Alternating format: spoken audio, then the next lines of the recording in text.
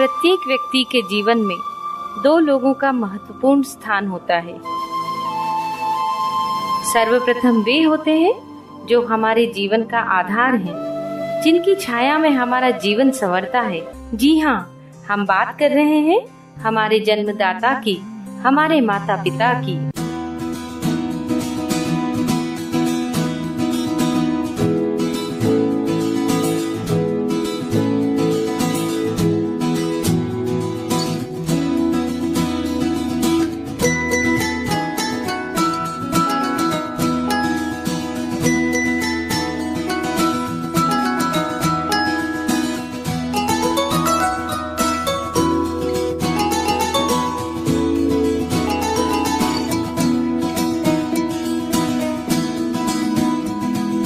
लुका छुपी बहुत हुई, सामने आ जाना। कहाँ कहाँ ढूंढा तुझे, थक गई है अब तेरी माँ।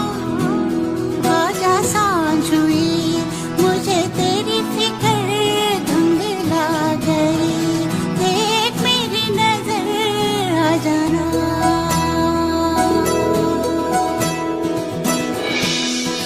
और दूसरे हैं वो जो समाज को नई दिशा प्रदान करते हैं, बच्चों के भविष्य को उज्जवल बनाते हैं एवं देश के निर्माण में अपना महत्वपूर्ण योगदान देते हैं।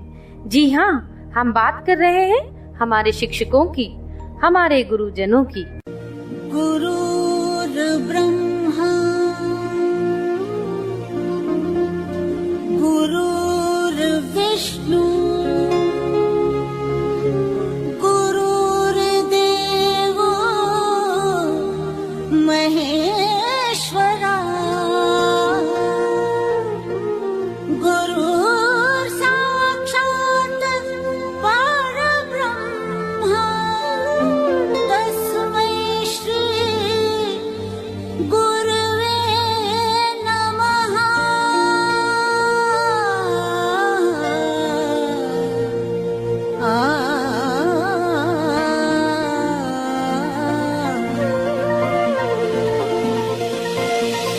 खुशियाँ हैं बाहें फैलाई, आशाओं के बादल छाए, कोई उमंग है ये जिंदगी रे। एक धरती का आंचल ओढ़े, दिल से दिल के धागे जोड़े, बांटे जहां में अपनी खुशी रे। रीत की रीत सिखाते हुए झिलमिलाते हैं पर्दों पे हम। दिलों में प्यार की ज्योति जगाते हुए आ जाओ मिलके हम तुम ये कहें। गुरु ब्रह्मा गुरु विष्णु गुरुर्देवो महेश्वरा।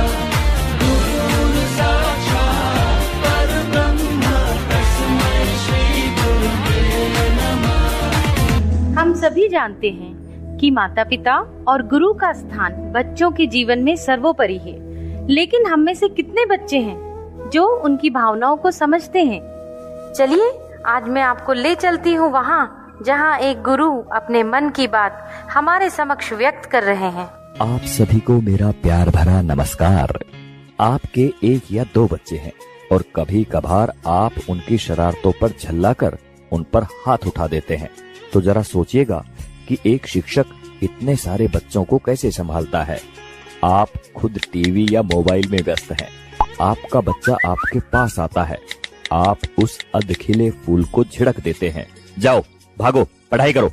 जरा मन को शांत करके विचारिएगा कि एक शिक्षक किस तरह अलग अलग बुद्धि वाले और अलग अलग अभिरुचि वाले बच्चों को 45 मिनट तक एक सूत्र में बांध के रखता है अपनी कक्षा में।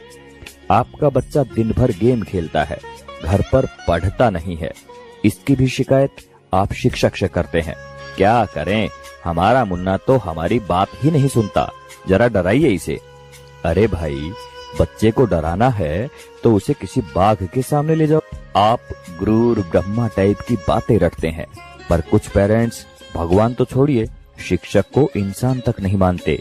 वे ये मानने को तैयार ही नहीं कि एक शिक्षक का व्यक्तिगत जीवन भी होता है, उसकी भावनाएं होती हैं, उसकी सीमाएं होती हैं। आपका बच्चा वो बच्चा जिसके लिए आपने मंदिरों और अस्पतालों के जाने कितने चक्कर काटे होंगे, अगर एक ही चीज 3 या 4 बार पूछ ले तो आपके शरीर का तापमान बढ़ जाता है। अब जरा सोचिए कि एक शिक्षक किस धैर्य के साथ बताता है कि 3+1 और 1+3 दोनों बराबर होते हैं, भले ही ये एक दूसरे के विपरीत नजर आते हैं। सभी शिक्षक बंधुओं को समर्पित